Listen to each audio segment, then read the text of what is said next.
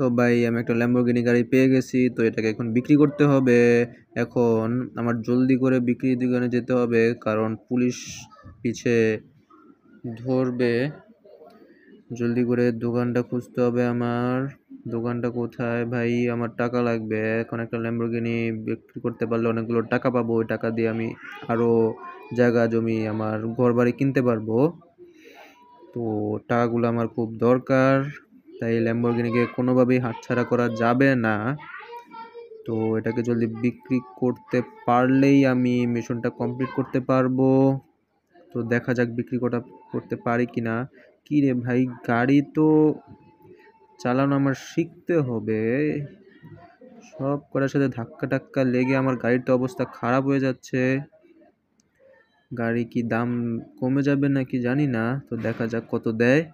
তো ঠিক আছে ভাই, এসে পড়ছি। কত? আচ্ছা, 1 লাখ টাকা ভিডিও দেখে দিবে।